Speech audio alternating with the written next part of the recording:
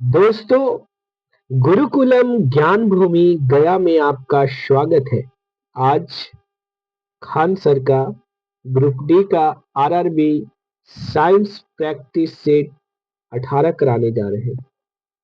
जो group D special के लिए साइंस 25 क्वेश्चन है।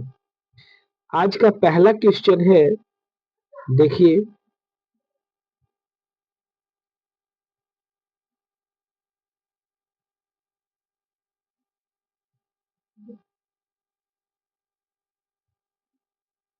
आज का क्वेश्चन है, सूची 1 को सूची 2 के साथ मिलाइए। क्या है? सूची 1 को सूची 2 के साथ सम्मिलित कीजिए तथा सूचियों के नीचे दिए गए कूट का प्रयोग करके सही उत्तर को चुनिए। ठीक है, सूची 1 को सूची 2 के साथ मिलाते हैं।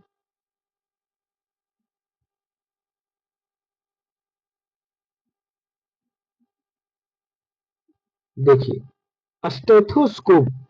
स्टेथोस्कोप से क्या मापा जाता है?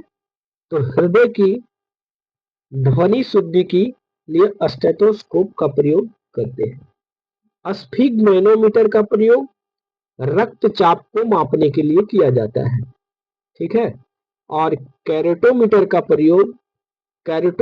प्रयोग सोने की शुद्धता कितना कैरेट का होता है? तो 24 कैरेट का होता है सोना। ठीक है, सोना जो होता है सबसे आधात वर्धनीय धातु होता है और तन्य होता है, जिस उसको जितना आप लंबा कर सकते हैं। लक्स मीटर प्रकाश की तीव्रता मापने के लिए प्रयोग में किया जाता है लक्स मीटर का। ठीक है, इस तरह से आगे दूसरा क्वेश्चन चलते हैं। दूसरा क्वेश्चन कहता है, 50 किलोग्राम द्रव्यमान की एक वस्तु 6 मीटर प्रति सेकेंड इनवर्स के नियम वेग से गतिमान वस्तु के संवेग की गणना कीजिए। तो देखिए, जब गणना कीजिएगा तो ये हो जाएगा 6 गुने 300 केजी मीटर इनवर्स, यानी B is the right answer. दूसरा क्वेश्चन कहता है, बल द्वारा किया गया कार्य धनात्मक होता है जब विस्थापन बल की दिशा में होता है। हाँ, यही राइट है। क्वेश्चन 3 का option number A is the right answer. आगे चलिए, क्वेश्चन नंबर 4 कहता है, ठंडे प्रदेशों में जहां तापमान 0 डिग्री सेंटीग्रेड तक चला जाता है, वहां किसान अपनी फसलों को नुकसान से बचाने के लिए खेतों को पानी से भर देते हैं। क्यों क्यों भर देते हैं बताइए? क्योंकि पानी की विशिष्ट ऊष्मा अधिक होती है, इससे खेत का फसल जो है वो खराब नहीं होता है। ठीक है, आगे क्वेश्चन 5वां क्वेश्चन कहता है, जब प्रकाश एक सघन माध्यम से विरल माध्यम में प्रवेश करता है तो इसकी गति पर क्या प्रभाव पड़ता है? बताइए, इसकी गति पर क्या प्रभाव पड़ता है? तो जब प्रकाश सघन माध्यम से विरल माध्यम में जाता है तो उसकी जो गति होती है वो बढ़ जाती है। ठीक है, आगे क्वेश्चन 6 चलते हैं, क्वेश्चन 6 की ओर।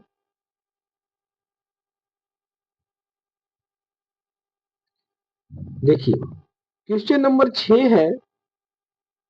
क्वेश्चन नंबर 6 कहता है, एक जनरेटर रूपांतरित करती है। तो बताइए, जो जनरेटर होता है वो किस ऊर्जा को किस ऊर्जा में रूपांतरित करता है?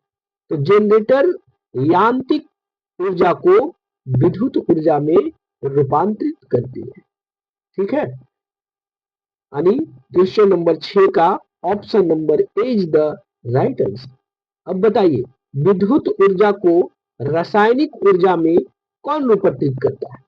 तो वो होते हैं विद्युत अपघटनी। क्या होता है? विद्युत अपघटनी, ठीक है। विद्युत अपघटनी सेल विद्युत ऊर्जा को रासायनिक ऊर्जा में परिवर्तन करता है। देखिए तीसरा ऑप्शन कहता है तापीय ऊर्जा को विद्युत ऊर्जा में कौन परिवर्तन करता है? तो तापीय ऊर्जा को विद्युत ऊर्जा में तापीय शक्ति संयंत्र करता है, ठीक है। कौन करता है? संयंत्र। चौथा है विद्युत ऊर्जा को प्रकाश ऊर्जा में। जब विद्युत ऊर्जा को प्रकाश ऊर्जा में कौन करता है? तो वो होता है बल्ब, होता है एलईडी, होता है, ठीक है। आगे क्वेश्चन चलिए, क्वेश्चन नंबर 7।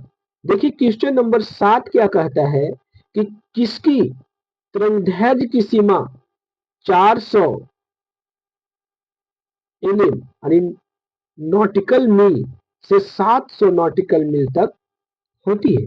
बताइए किसका होता है? तो वो होता है दृश्य प्रकाश का। किसका होता है? दृश्य प्रकाश का। एक्स किरण का कितना होता है? तो एक्स किरण का 0.01 से 10 नॉटिकल मील तक एनएम तक होता है, ठीक है। सूक्ष्म तरंग का कितना होता है? तो 1 ml से मिलीमीटर से 1 m तक होता है। रेडियो तरंग का क्या होता है? तो 10 सेंटीमीटर से 100 किलोमीटर तक होता है रेडियो तरंग, ठीक है। आगे चलिए, देखिए क्वेश्चन नंबर 8 कहता है न्यूट्रॉन के अलावा सभी परमाणुओं के नाभिक में मौजूद होता है। न्यूट्रॉन के अलावा क्या होता है? हाइड्रोजन होता है, ठीक है। न्यूट्रॉन के अलावा हाइड्रोजन होता है। और नाभिक में जो परमाणु के नाभिक में होता है वो प्रोटॉन और न्यूट्रॉन होता है, ठीक है। देखिए कार्बन का 2 प्रूफ होता है, एक होता है हीरा और दूसरा होता है ग्रेफाइट। क्या होता है? ग्रेफाइट, ठीक है। ऑक्सीजन का सूत्र क्या होता है? O2, ठीक है। आगे चलिए, क्वेश्चन नंबर 9 कहता है चींटी के डंक में कौन सा अम्ल पाया जाता है? बताइए, 3 सेकंड देते हैं आप लोग को। चींटी के डंक में कौन सा अम्ल पाया जाता है? तो देखिए चींटी का डंक में फॉर्मिक अम्ल पाया जाता है। कौन सा अम्ल? फॉर्मिक अम्ल पाया जाता है, ठीक है। फॉर्मिक अम्ल। और बताइए फॉर्मिक अम्ल और किस में पाया जाता है? तो बिच्छू में। बिच्छू का जो डंक होता है उसमें भी फॉर्मिक अम्ल पाया जाता है। फॉर्मिक अम्ल का ही दूसरा नाम है मेथनोइक अम्ल। क्या होता है? मेथेनोइक अम्ल। मेथेनोइक अम्ल। देखिए एसिटिक अम्ल किस में पाया जाता है? तो वो सिरका में पाया जाता है। किसमें? सिरका में पाया जाता है। स्कार्बिक अम्ल किस में पाया जाता है? तो वो विटामिन सी में पाया जाता है। किसमें? विटामिन सी में। साइट्रिक अम्ल किस में पाया जाता है? साइट्रिक अम्ल नींबू नींबू में, संतरा में और खट्टे फलों में पाया जाता है। क्या? खट्टे फलों में पाया जाता है कौन सा अम्ल? साइट्रिक अम्ल, ठीक है। क्वेश्चन नंबर 10 की ओर चलते हैं। मेंडलीफ की आवर्त सारणी में तालिका खाली स्थान निकिल से पहले दिखाई देती है। बताइए कौन सा जो होता है वो निकिल से पहले दिखाई देता है? तो वो सीओ होता है। कौन? सीओ। यानी सीओ को कोबाल्ट कहते हैं। कोबाल्ट कहते हैं, ठीक है। आगे चलिए, क्वेश्चन नंबर 10 की ओर चलिए। 10 की ओर 11, क्वेश्चन नंबर 11 कहता है निम्न में से कौन सी धातु वायु के साथ अभिक्रिया नहीं करता है? तो बताइए कौन सी ऐसी धातु है जो वायु के साथ अभिक्रिया नहीं करती है? तो वो है सोना, प्लेटिनम और क्या है? चांदी। ये सब है जो वायु के साथ अभिक्रिया नहीं करता। क्वेश्चन नंबर 12 देखिए क्या कहता है। कहता है तापीय अपघटन के दौरान अमोनियम नाइट्रेट उत्पन्न होता है। बताइए अमोनियम नाइट्रेट कब उत्पन्न होता है? N2 और H2। N2 और H2, N2 को नाइट्रस ऑक्साइड कहते हैं, नाइट्रस ऑक्साइड कहते हैं, और H2 को जल कहा जाता है, जल कहा जाता है। ठीक है, क्वेश्चन नंबर 13 की ओर चलते हैं हम लोग। निम्न में से कहता है, निम्न में से किसका निम्न में से किसका घनत्व जल के घनत्व से कम होता है? बताइए, जल का घनत्व से अगर कम होगा तो वो जल के ऊपर तैरने लगेगा। किसका होगा? कॉर्क का। कॉर्क किससे प्राप्त होता है बताइए तो कॉर्क जानते हैं किससे प्राप्त होता है? ओक के पेड़ के छाल से। ओक के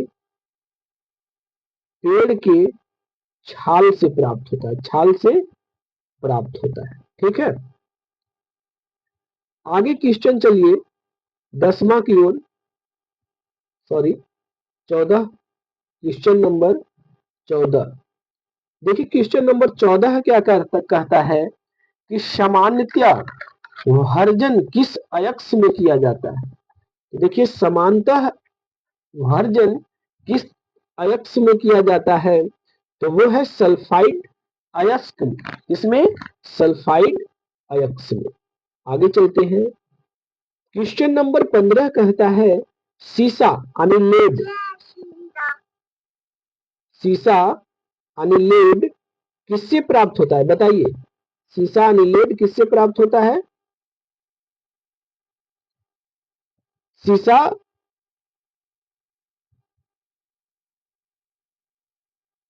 सीसा यानी लेड सबसे महत्वपूर्ण अयस्क है। सीसा का कौन सा? तो पीबी यानी गैलेना, पीबी। ठीक है, गैलेना, गैलेना होता है। ठीक है, बताइए, आगे बताइए, मैग्नेटाइट किसका अयस्क है? तो मैग्नेटाइट लोहा का अयस्क है।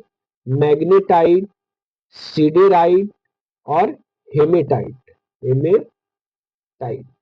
ठीक है, आगे चलते हैं क्वेश्चन नंबर 16 की ओर। 16 कहता है कोशिका सिद्धांत निम्नलिखित में से किस पर लागू नहीं होता है? कोशिका सिद्धांत किस पर लागू नहीं होता है? तो वो विषाणु पर लागू नहीं होता है। ठीक है, विषाणु पर लागू नहीं होता, विषाणु। आगे बताइए कि विषाणु का खोज किसने किया था? तो विषाणु का खोज इवान वस्की किया था। इवानो वस्की, इवानो वस्की ने किया था। ठीक है, कवक का खोज किसने किया था? तो वो है विगर रास, vigour vigour Rasmussen, vigour Rasmussen. अब बताइए जीवाणु का खोज किसने किया था? तो वो है लुवेन हॉक। कौन है? लुवेन हॉक। अब बताइए शैवाल का किसने किया था? तो Henry Harvey, Henry William Henry Harvey ने किया था, हार्वे ने किया था। ठीक है, अब बताइए आगे क्वेश्चन की ओर चलते हैं। 17, क्वेश्चन नंबर 17 कहता है पौधों में प्राथमिक वृद्धि इससे होती है, किससे होती है? तो वो होता है शीर्ष विभाजक और अंतर्वेशी विभाजक, यानी 3 और 4। ठीक है, आगे देखिए क्वेश्चन क्या कहता है कि मानव उत्सर्जन तंत्र के विषय में नीचे दिए गए कथनों का अध्ययन कीजिए, अध्ययन कीजिए। तो देखिए इसमें क्या हो जाएगा, अध्ययन कीजिए। तो सबसे पहले क्या होगा, 5वां होगा, क्या होगा? उपयोगी और हानिकारक दोनों प्रकार के पदार्थों से रक्त निस्पंदन होता है।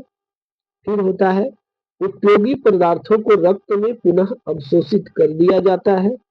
उसके बाद होगा जल में घुले हुए अपशिष्ट पदार्थ मूत्र यानी किडनी में मूत्र के रूप में अलग कर दिए जाते हैं।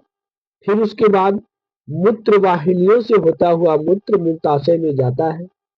इससे मूत्राशय से में संचित मूत्र मूत्र मार्ग, जिसका दूसरा सिरा मूत्र रंध्र से जुड़ा होता है और उससे होकर बाहर निकल जाता है।